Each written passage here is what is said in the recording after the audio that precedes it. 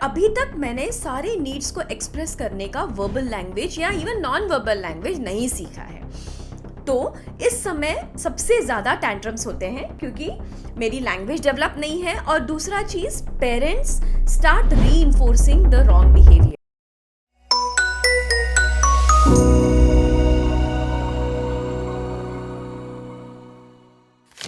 Tantrums सब parents का एक कंसर्न होता है कि बच्चा बहुत टैंट्रम्स दिखाता है या बच्चे को बहुत गुस्सा आता है तब वो हेड बैंग करता है, सिर पटकता है, हेड हिट करता है, रोल हो जाता है, चिल्लाता है, रोता है, मुझे नोचता है या बाल खींचता है एंड सो ऑन। सबसे पहले टैंट्रम्स क्यों होते हैं, दूसरा ये टैंट्रम्स कभी रुकते हैं क्या। सो सबसे पहले क्यों होते हैं।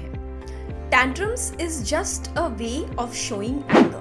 That means अगर मुझे गुस्सा आ रहा है, मुझे गुस्सा दिखाना है या मुझे कोई चीज़ नहीं मिल रही है उसको मुझे दिखाना है, तो मैं कैसे दिखाऊंगा? मैं टैंट्रम्स के थ्रू दिखाऊंगा, मैं ये सारे बिहेवियर्स के थ्रू दिखाऊंगा।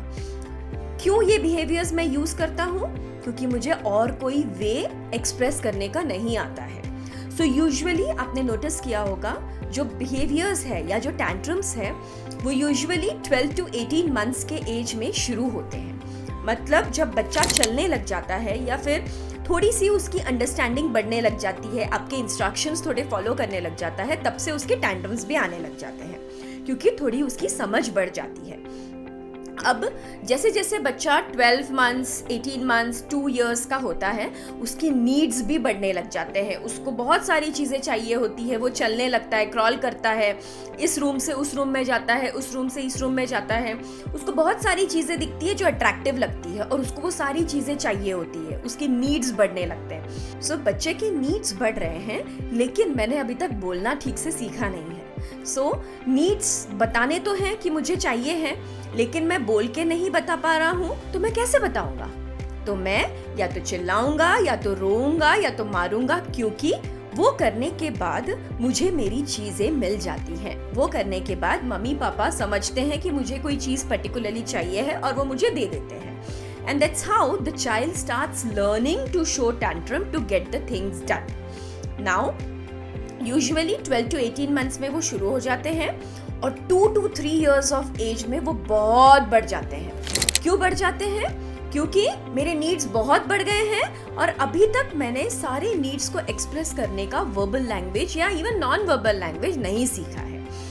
तो इस समय सबसे ज़्यादा टैंट्रम्स होते हैं क्योंकि मेरी लैंग्वेज डेवलप नहीं है, और दूसरा चीज़ parents start reinforcing the wrong behaviour, या टैंट्रम्स को पेरेंट्स रीइंफोर्स करने लग जाते हैं। टैंट्रम्स के बाद बच्चों को वो चीज़ें वो देने लग जाते हैं क्योंकि उन्हें लगता है कि वो कोई चीज़ मांग रहा है, इस तरीके से मांग रहा है तो हमने दे देना चाहिए।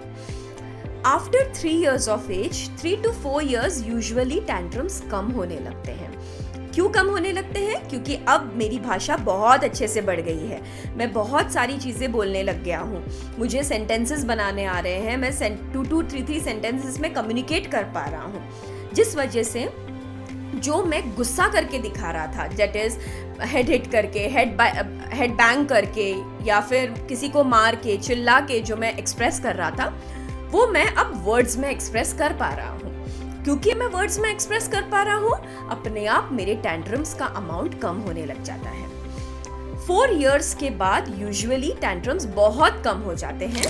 आइडियली वो टैंट्रम्स नहीं होते हैं, it converts into anger, and anger expression के वे बदल जाते हैं। It's not like throwing something on the floor or maybe rolling on the floor, but it would be less like मुझे बात नहीं करनी है, मैं निकल जा रहा हूँ, या मैं चिल्ला के कोई जवाब दे दिया हूँ।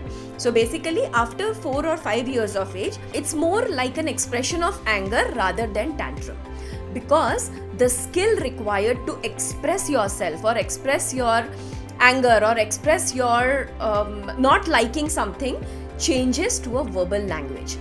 Because it changes to a verbal language, the actual form of tantrums goes down after 4, 4.5 or 5 years of age.